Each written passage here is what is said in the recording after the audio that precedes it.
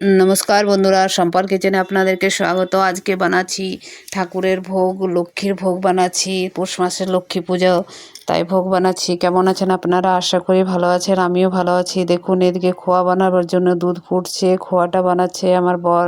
আমরা দুজন মিলে বানাচ্ছি।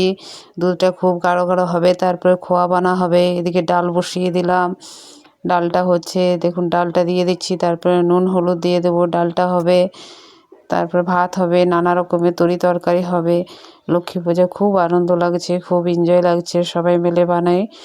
ঘরের আদি পুজো হয়, বছরে 3বার হয়, তাই এটা পৌষ মাসের লক্ষ্মী পুজো হচ্ছে।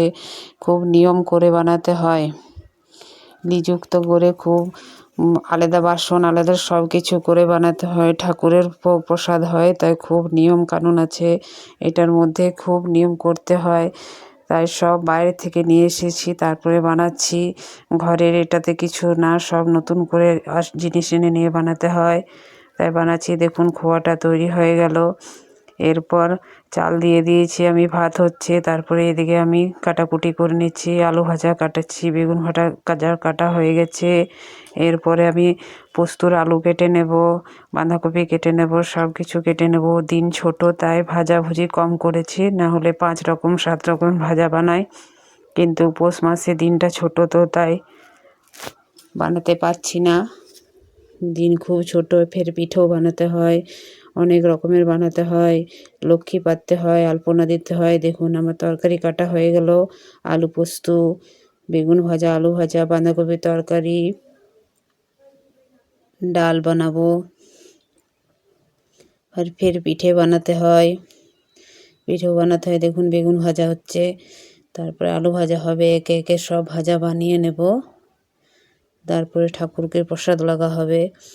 খুব এনজয় হয়, খুব মজা হয়, আনন্দের সহিত ঠাকুরের প্রসাদ বানায়।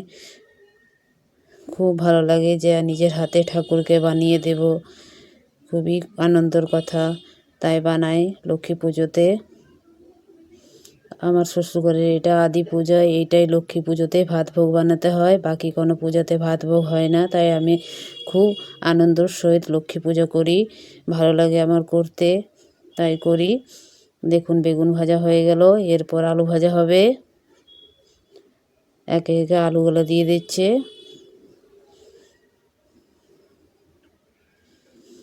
আলু ভাজা হয়ে গেল।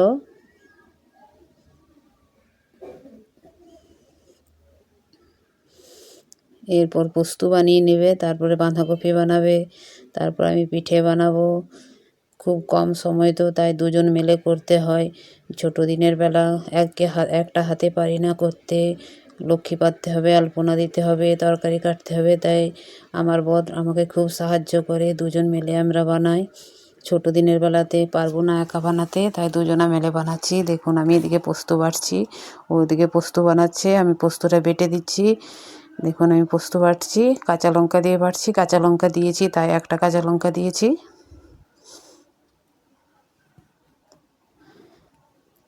দেখুন আমার পোস্ত বাটা হয়ে গেল। পোস্ত রেডি।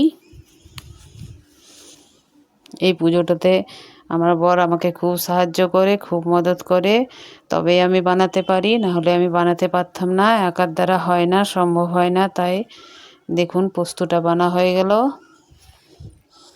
পোস্ত রেডি। এরপর বাঁধাকপি হবে, তারপরে পিঠে হবে, তারপরে ঠাকুর এসব ভোগ নিবেদন হবে, পুজো হবে। এরপর গ্যাস জ্বালিয়ে দিলে এরপর বাঁধাকপি হবে। দেখুন বাঁধাকপির জন্য তেল দিয়ে দিল, 5 ফোড়ন দিয়ে দিল, একটা শুকনো লঙ্কা দিয়ে দেবে, তারপর আলুগুলো দিয়ে হালকা করে ভেজে নেবে। এটা হালকা তেল মশলা দিয়ে বানাচ্ছি, বাঁধাকপিতে মশলা হালকা দিচ্ছি, কাঁচা লঙ্কা চেরা দিয়ে দিয়েছে, খুব হালকা করে বানাচ্ছি। আলুগুলো দিয়ে দেবে, হালকা নাড়াচাড়া করে নিয়ে নুন দিয়ে দেবে, তারপরে বাঁধাকপির তরকারি বানাবে। বাঁধাকপিটা দিয়ে দিচ্ছে,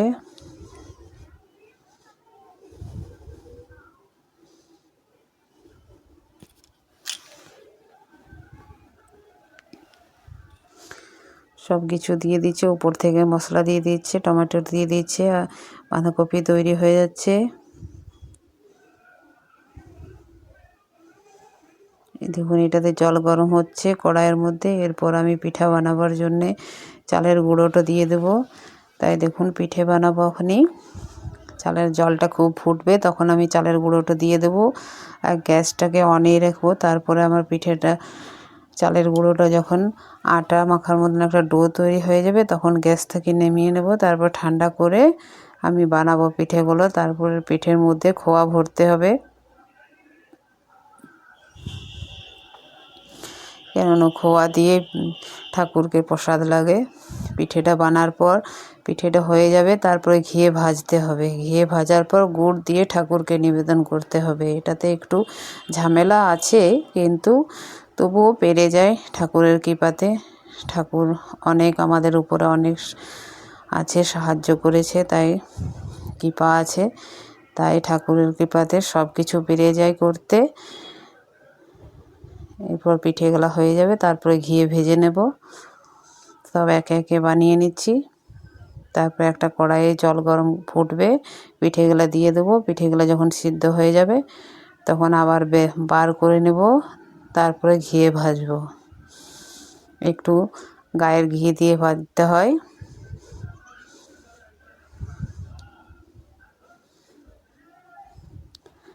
দেখুন পিঠেগুলো তৈরি হয়ে যাচ্ছে। এবারে জলের মধ্যে দিয়ে দেব। যখন উপর দিকে ভাসে উঠবে তখন জানবো যে পিঠেগুলো তৈরি হয়ে গেছে। সব পিঠেগুলোকে দিয়ে দিচ্ছি। একটু করেই বানিয়েছি, ঠাকুরের প্রসাদ তো অনেক রকমের বানাতে হয়, তাই কম কম করে সব বানাচ্ছি। দেখুন পিঠেটাকে ভেজে নিচ্ছি। তারপর একটা প্লেটের মধ্যে তুলে নেব আর উপর থেকে গুড় দিয়ে দেব। এদিকে এই পিঠেগুলো তুলে রেখে নিচ্ছি।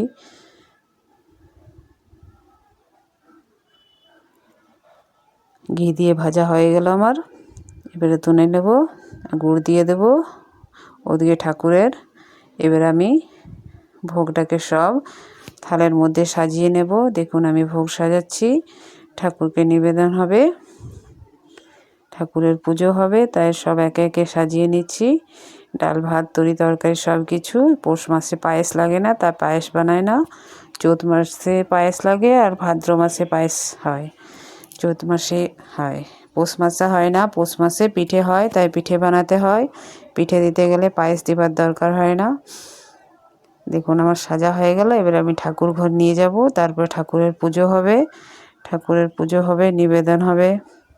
প্রথমে ফল প্রসাদ লাগে, তারপরে ভাত ভোগ লাগে। ভাতের ভোগ দিতে হয়, তারপরে পুজো হয়। তো আমার ভিডিওটা কেমন হচ্ছে অবশ্যই লাইক করবে, কমেন্ট করবে, শেয়ার করবে, আর অবশ্যই কমেন্ট করে বলবে আমার ভিডিওটা কেমন হয়েছে।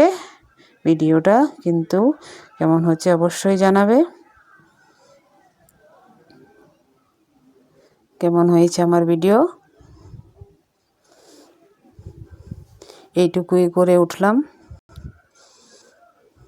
আদি বাড়ি পুজো আমাদের হচ্ছে, এবারে পুজো হচ্ছে দেখুন।